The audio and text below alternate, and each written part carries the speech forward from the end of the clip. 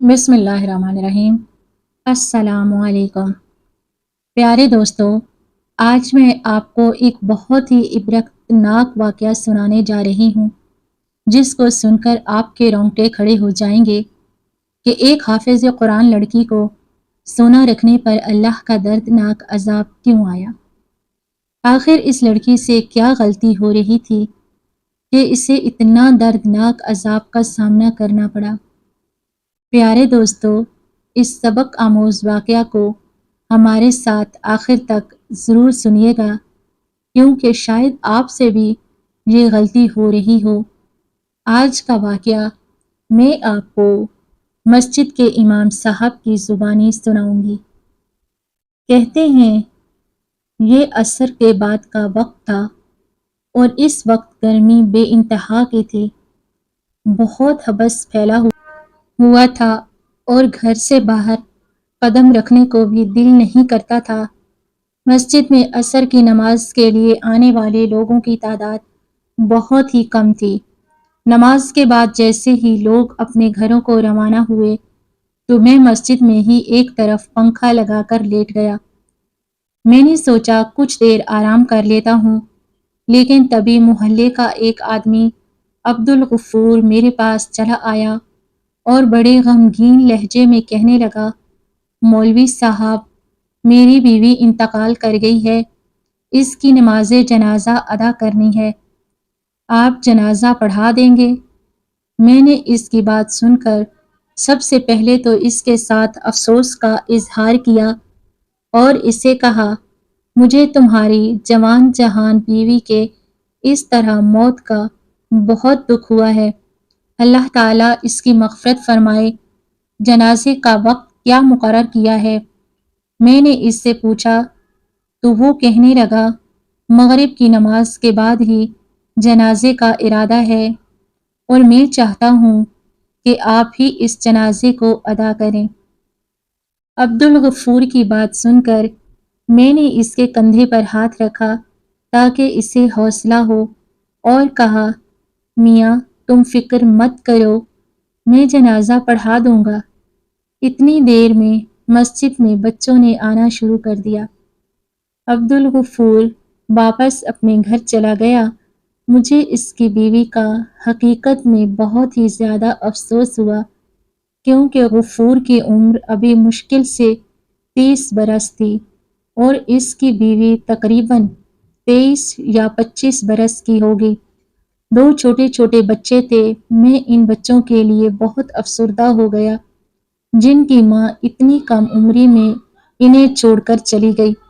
میں نے پڑھنے والے بچوں کو جلدی چھٹی دے دی اور مغرب کی نماز ادا کرنے کے بعد میں مسجد سے نکل آیا اور اپنی جگہ پر ایک لڑکے کو مسجد میں بٹھا دیا اور اس کو کہا، تم کچھ دیر یہیں پر رکو، میں ایک جنازہ پڑھا کر آتا ہوں۔ ہمارے علاقے میں ہی ایک قبرستان تھا جس کے باہر جنازہ گاہ بنی ہوئی تھی۔ میں جب وہاں پر پہنچا تو کافی تعداد میں لوگ وہاں پر موجود تھے۔ میرے پہنچنے کے کچھ دیر بعد جنازہ پڑھا دیا گیا اور اب دفنانے کا وقت قریب آ گیا۔ کچھ لوگ تو جنازہ پڑھتے ہی نکل گئے، جبکہ کچھ قریبی لوگ عبدالغفور کے ساتھ ہی تدفین کے لیے موجود تھے۔ کیونکہ میں خود عبدالغفور کے لیے بہت زیادہ اداس تھا اور پریشان تھا، اس لیے اسے حوصلہ دینے کی خاطر میں بھی اس کے پاس ہی موجود رہا۔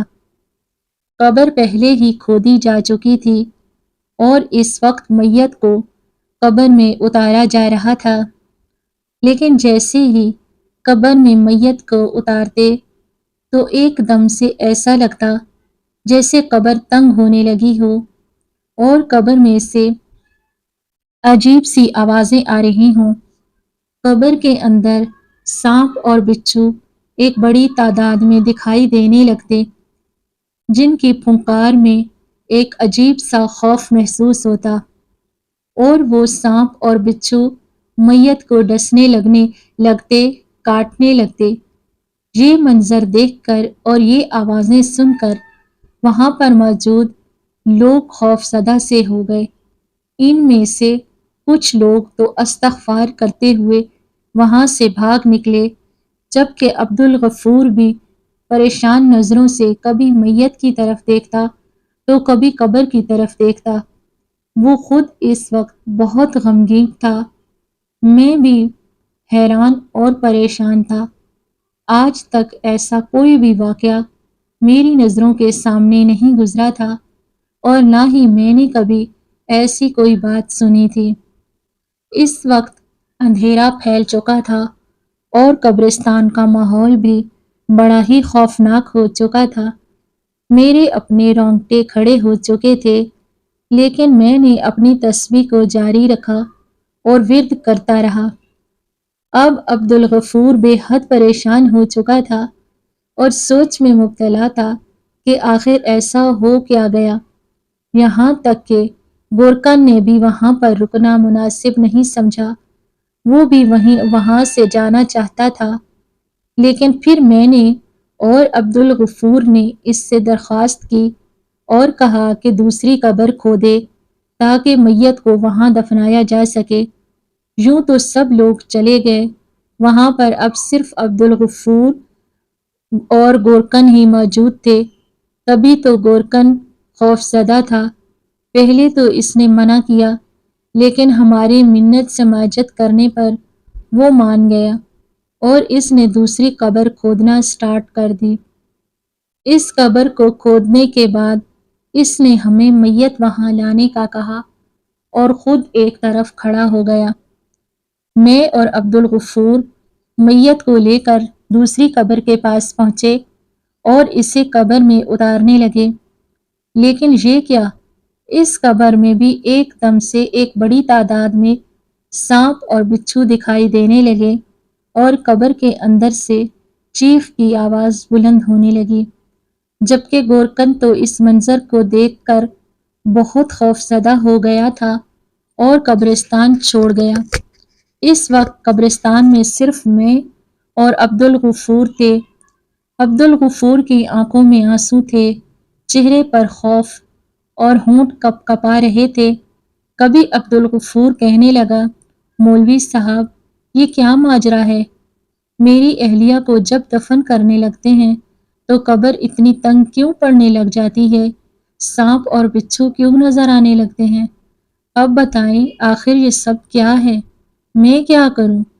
عبدالغفور کی پریشان آواز سن کر میں نے اسے حوصلہ دیا اور کہا، آؤ ہم دونوں مل کر ایک بار پھر سے کوشش کرتے ہیں اور مل کر اس کو دفن کرتے ہیں۔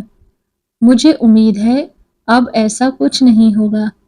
جب ہم میت کو قبر میں اتارنے لگے، لیکن اب کی بار بھی وہی سب کچھ دہرایا گیا۔ میں پسینے میں بھیگ گیا۔ ایک امام مسجد ہوتے ہوئے اللہ کے قہر کا مجھے بخوبی اندازہ تھا اور میں جانتا تھا کہ یقیناً یہ اللہ کی طرف سے کسی غضب کا اشارہ ہے۔ یقیناً یہ عورت کسی ایسے کام میں ملوث رہی ہے جس کی وجہ سے اس کے اوپر یہ شدید عذاب آ رہا ہے۔ وہ مردہ ہونے کے باوجود اپنی اصل منزل کو نہیں پہنچ رہی، اس کی قبر اس سے قبول ہی نہیں کر رہی۔ اور میں نے عبدالغفور سے پوچھا کہ تمہاری اہلیہ ایسا کیا کام کرتی تھی؟ کیا اس نے کبھی کوئی ایسا کام کیا ہو، کوئی ایسا گناہ کیا ہو جس کی وجہ سے اس پر یہ عذاب آیا؟ میرے الجھے ہوئے انداز کو دیکھ کر عبدالغفور رونے لگا اور کہنے لگا، مولوی صاحب، میری اہلیہ نے اپنی زندگی میں ایک ہی غلط کام کیا تھا اور شاید یہ اسی کی سزا ہے۔ عبدالغفور کا لہجہ ہارا ہوا تھا اور اس وقت دکھ سے بھرا تھا۔ میں نے اسے حوصلہ دیتے ہوئے کہا، ہمت رکھو اور مجھے بتاؤ آخر کیا بات ہے؟ ہمیں میت کو دفنانا ہے اور جب تک تم مجھے اصل بات نہیں بتاؤ گے یہ کام نہیں ہوگا۔ ویسے بھی سب لوگ یہاں سے جا چکے ہیں، اندھیرا بڑھ چکا ہے اور عشاء کا وقت قریب آ گیا ہے۔ تم مجھے اصل معاملہ بتاؤ تاکہ میت کو دفنا کر ہم لوگ بھی یہاں سے روانہ ہو سکیں۔ عبدالغفور بھی جیسے صورتحال کی نزاکت کو سمجھ چکا تھا، کبھی کہنے لگا، مولوی صاحب، یہ آج سے 6 سال پہلے کی بات ہے، جب میں اور میری اہلیہ کسی اور علاقے میں رہتے تھے۔ ہم بے حد خوش تھے۔ میری شادی کو ابھی 3 سال ہی ہوئے تھے اور میرے گھر صرف ایک ہی بیٹا تھا۔ میں ایک اچھی نوکری کرتا تھا۔ مجھے وہاں سے جو رقم حاصل ہوتی، اس میں ہم دونوں میاں بیوی اور ہمارے بچوں کا گزارا ہو رہا تھا۔ لیکن میری بیوی کو بناؤ سنگھار کا بہت شوق تھا، نئے نئے کپڑے پہننے کا بہت شوق تھا، اور جب بھی وہ کسی دوسرے کی عورت کو دیکھتی کہ اس نے اچھے کپڑے اور زیورات پہنے ہوئے ہیں تو اس کے دل میں حسد اور حسرت جاگنے لگتی، اور وہ اکثر مجھے کہتی، عبدل، آپ نوکری کے ساتھ کوئی اور کام بھی کریں، کوئی اور کام بھی کریں، خالی اس نوکری میں کیا رکھا ہے؟ ہم کب تک یوں سسک کر زندگی گزاریں گے؟ کب تک ہم یوں خوار ہوتے رہیں گے؟ مجھے بھی تو تمام آسائشیں چاہیے نا، ہم بھی تو اپنی زندگی پرسکون انداز میں گزارنا چاہتے ہیں، اور جس چیز کی میرا دل خواہش کرتا ہے میں وہ پوری کرنا چاہتی ہوں۔ اپنی اہلیہ کی بات سن کر میں اسے ہمیشہ ہمت دیتا اور کہتا، تم فکر مت کرو، بہت جلد میری ترقی ہو جائے گی، تنخواہ بھی بڑھ جائے گی، اور پھر ہمارے کافی مسئلے حل ہو جائیں گے۔ لیکن میری بات سن کر وہ کہنے لگتی، صرف تنخواہ بڑھنے سے کچھ نہیں ہوگا، پھر بھی کتنا فرق پڑ جائے گا، آپ ساتھ میں کوئی اور کام بھی کریں، جیسے آپ کا دوست جو پہلے یہاں پر ایک عام سی نوکری کرتا تھا، جب سے وہ دبئی گیا اس کے گھر تو جیسے پیسہ برسنے لگا ہے، اس کی بیوی نے بھر بھر کر زیور پہنا ہوتا ہے، اور ان کے بچے بھی شہر کے مہنگے اسکول میں پڑھائی کرنے جاتے ہیں، ان کے گھر پر روزانہ پیزے، برگر سب کچھ آتا ہے، آپ بھی کچھ ایسا کریں۔ میری بیوی للچائے ہوئے انداز میں مجھے کہتی تو میں روزانہ اس کی ان باتوں سے تنگ آ کر اس بات کو سوچنے پر مجبور ہو گیا تھا کہ مجھے بھی اپنے بیوی بچوں کے سکون کے لیے باہر چلے جانا چاہیے۔ اس لیے میں نے اپنی جمع پونجی داؤ پر لگا دی اور اپنے دوست کے کہنے پر ایک ایجنٹ کو پیسے دے دیے، لیکن وہ ایجنٹ فراڈ نکلا اور میرے پیسے کھا گیا۔ میں چونکہ نوکری بھی چھوڑ چکا تھا اور اب میرے پاس نوکری کا بھی کوئی آسرا نہیں تھا، جو جمع پونجی تھی وہ بھی میں کھو چکا تھا۔ ہمارے گھر کے حالات خراب ہونے لگے۔ اب نرگس دن رات مجھے طعنے دیتی اور میں اس کے ساتھ جھگڑا کرتا اور اسے کہتا، تم نے میرے ساتھ اچھا نہیں کیا، میری اچھی بھلی گزر بسر ہو رہی تھی، اب 2 وقت کی روٹی بڑی مشکل کے ساتھ کھا رہے ہیں، لیکن تمہاری ناشکری کی بدولت وہ سب کچھ ختم ہو چکا ہے۔ تنگ آ کر مجھے جو کوئی بھی چھوٹی موٹی نوکری ملتی یا کہیں پر بھی کوئی کام ملتا تو میں وہ کام کر لیتا، لیکن اب پہلے جیسا نہ تو سکون تھا اور نہ ہی گھر میں ویسی ریل پیل تھی۔ نرگس نے بھی گھر کے حالات کو دیکھتے ہوئے ایک گھر کا کام پکڑ لیا۔ اس گھر میں 2 میاں بیوی ہی رہتے تھے اور ان کے بچے نہیں تھے۔ اس عورت کے ساتھ کوئی ایسا مسئلہ تھا، اسے کوئی ایسی بیماری تھی جس کی وجہ سے وہ زیادہ تر بیڈ ریسٹ پر ہی رہتی، اس لیے نرگس ایک تو اس عورت کی دیکھ بھال کرتی اور پھر ساتھ ساتھ ان کے گھر کا کام بھی کرتی، جس کے اسے اچھے خاصے پیسے مل جاتے تھے۔ نرگس اکثر گھر پر آ کر ان کے بارے میں بات کرتی اور بتاتی، آج صاحب نے اپنی بیوی کے لیے 3,000 کا سوٹ لیا ہے، اور کبھی آ کر کہتی، آج صاحب نے اپنی بیوی کے لیے سونے کی انگوٹھی تحفے میں دی ہے۔ میں حیران ہو کر اس کی باتیں سنتا، کیونکہ وہ عورت تو بیمار تھی اور صاحب کا کام تو اچھا تھا، وہاں اپنا کاروبار کرتے تھے، جبکہ نرگس کہتی، جب بھی میں اپنی مالکن کو دیکھتی ہوں تو میرے دل میں بھی حسرت جاگنے لگتی ہے۔ اس عورت نے بھر بھر کر دونوں ہاتھوں میں سونے کی چوڑیاں پہن رکھی ہوتی ہیں اور اس کے علاوہ گلے میں چین، کانوں میں ٹاپس اور ہاتھوں میں 2-3 انگوٹھیاں تو معمول کی بات ہے، اور یہ سب کچھ ہے بھی سونے کا۔ مجھے دیکھو، میرے پاس تو ایک چھلا بھی نہیں ہے۔ نرگس اکثر حسد کے ساتھ یہ سب کہتی اور ناشکری کرتی، اور میں افسوس سے اس کی طرف دیکھتا رہ جاتا۔ ہمارے دن گزر رہے تھے، لیکن جو پہلے والی بات تھی اب وہ باقی نہیں رہی تھی۔ کچھ میرے اور نرگس کے درمیان بھی ایک دراڑ سی آ گئی تھی۔ ہم دونوں ایک دوسرے سے تھوڑا کھچے کھچے رہتے تھے، کیونکہ حالات بدلنے کے بعد میں اس کا قصوروار نرگس کو ہی ٹھہرایا کرتا تھا اور نرگس مجھے۔ ابھی کچھ ہی دن گزرے تھے جب ایک دن نرگس کی بیگم صاحبہ کا انتقال ہو گیا۔ ان کے انتقال کی خبر نے مجھے اور نرگس کو بے حد افسردہ کر دیا تھا۔ اس وقت نرگس ان کے قریب ہی موجود تھی جب ان کا شوہر اپنے کام پر گیا ہوا تھا۔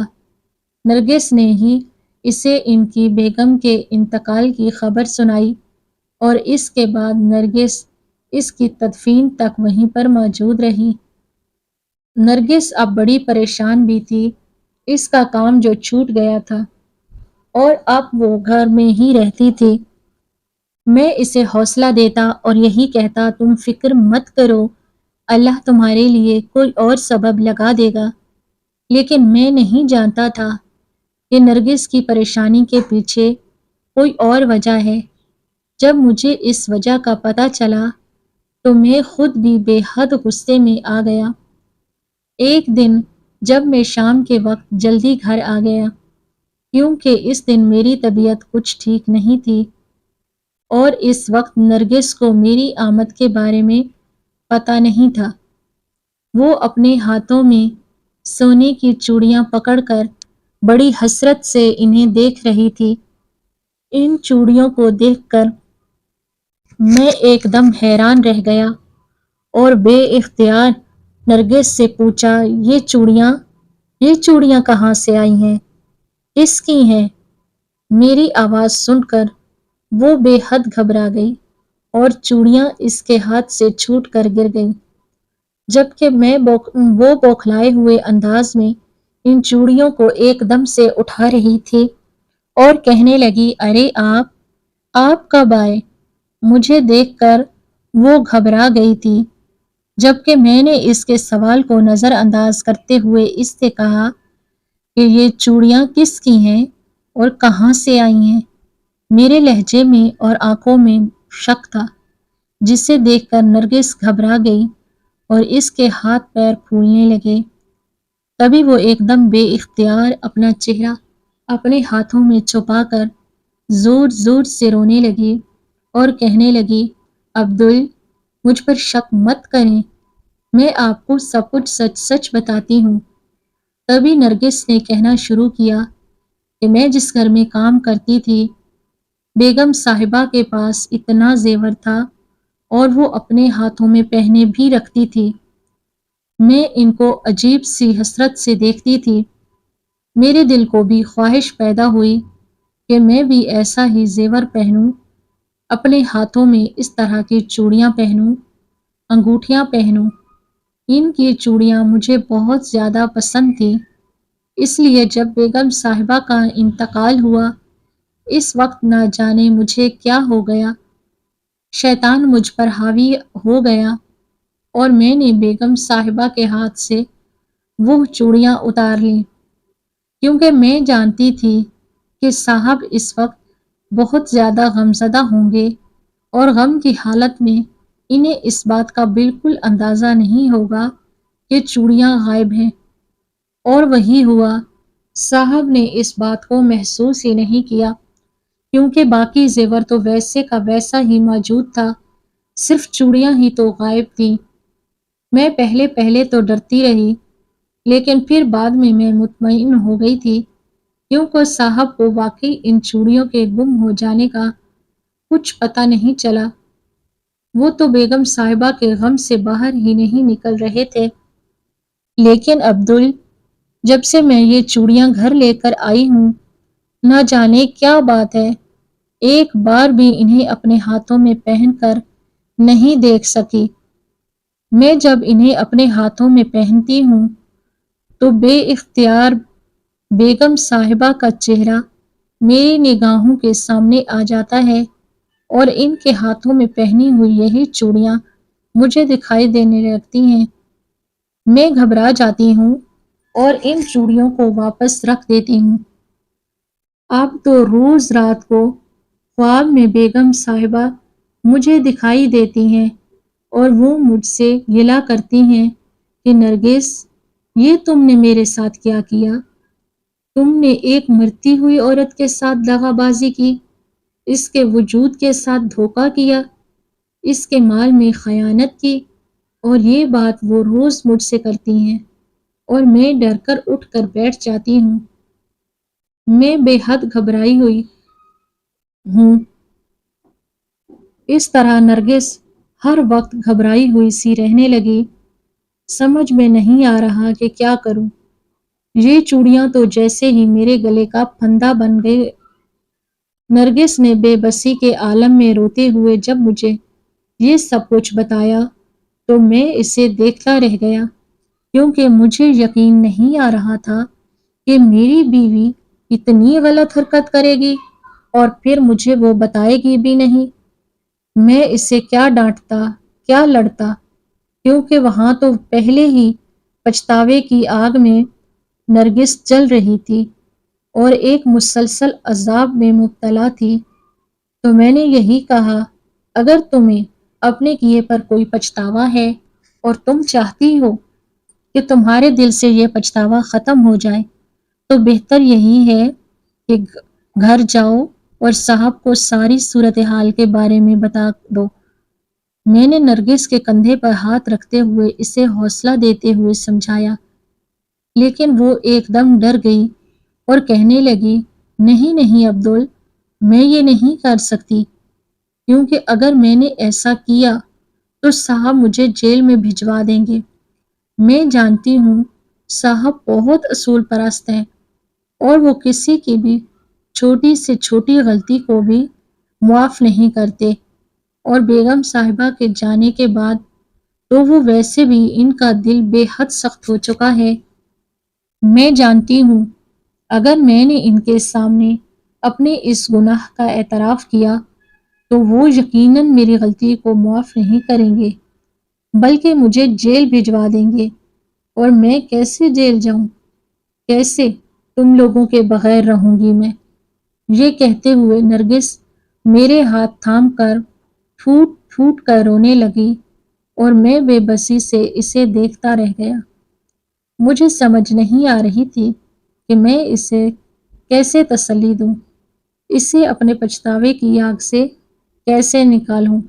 امام صاحب اس دن کے بعد سے نرگس نہ رہی تھی، بلکہ آہستہ آہستہ وہ مرجھاتی جا رہی تھی۔ اس کا رنگ زرد پڑتا جا رہا تھا اور آنکھوں کے نیچے گہرے ہلکے ہوتے جا رہے تھے۔ یوں لگتا تھا جیسے اسے کوئی سنگین بیماری لاحق ہو گئی ہو، وہ کوئی ایسی بیماری جس کا علاج نہیں۔ وہ ہمیشہ خوفزدہ حالت میں رہتی اور بعض اوقات تو ایسے خواب میں دیکھتی جیسے کسی چیز کو دیکھ رہی ہو اور اس سے ڈر رہی ہو۔ نرگس جو پہلے بہت ہی بننے سنورنے کی شوقین تھی، ہاتھوں میں بھر بھر کر چوڑیاں پہنتی تھی، اب تو چوڑیوں کا نام سن کر بے انتہا خوفزدہ ہو جاتی تھی۔ اس نے دوبارہ کبھی ان چوڑیوں کو نکال کر نہیں دیکھا تھا، بلکہ وہ تو ان کا نام بھی نہیں سننا چاہتی تھی۔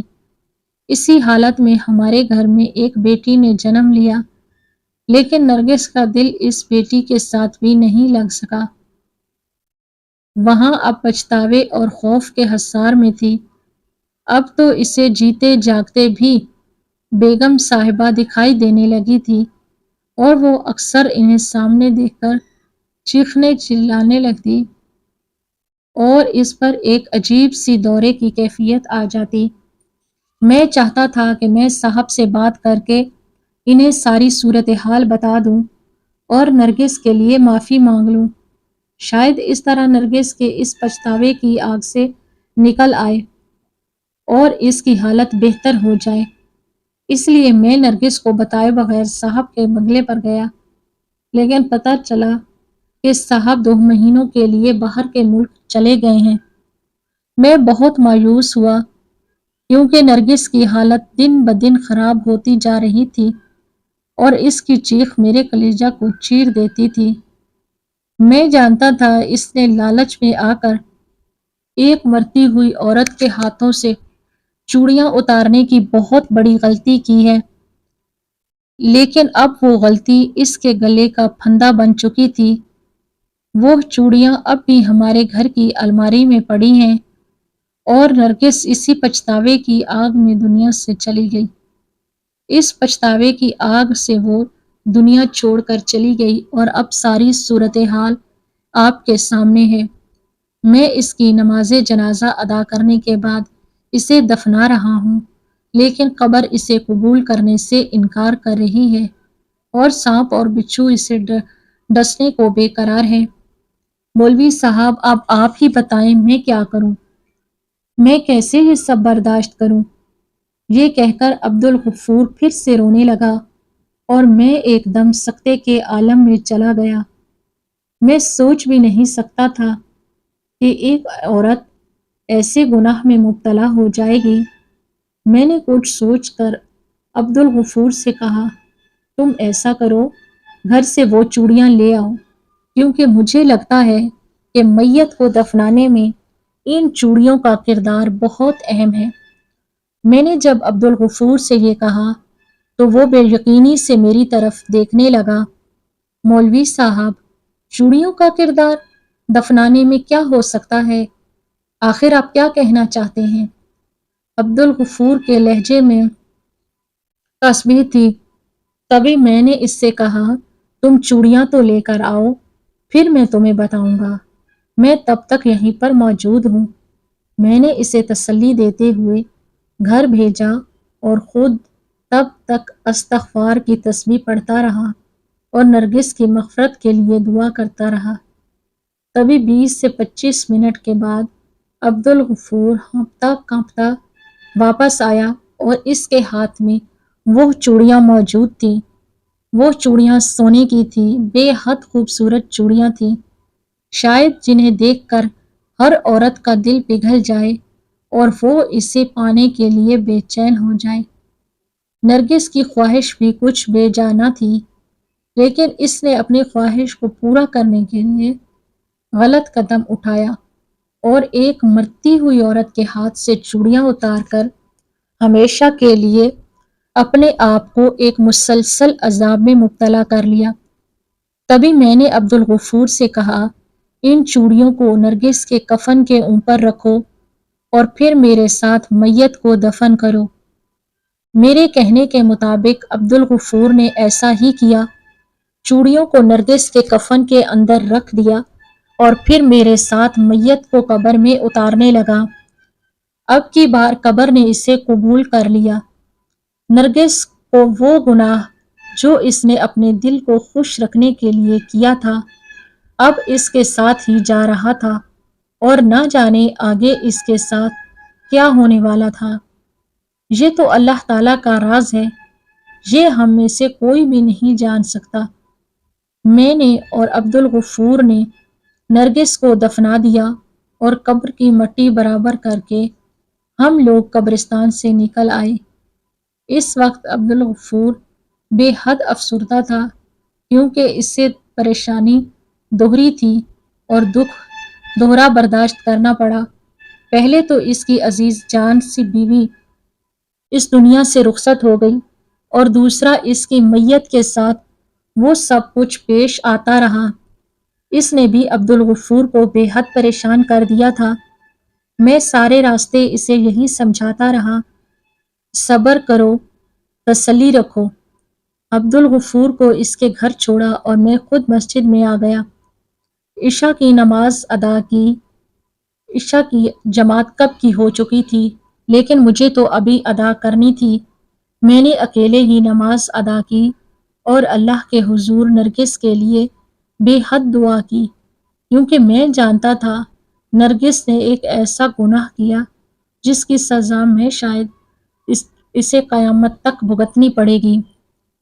پیارے دوستو، اگر آپ کو اس ویڈیو سے سبق حاصل ہوا ہے تو سب سے پہلے اپنی فیملی، دوستوں، رشتہ داروں میں ضرور شیئر کریں، کیونکہ انہیں بھی عبرت حاصل ہو، اور چینل کو سبسکرائب کر کے کومنٹ باکس میں اللہ اکبر ضرور لکھیے گا۔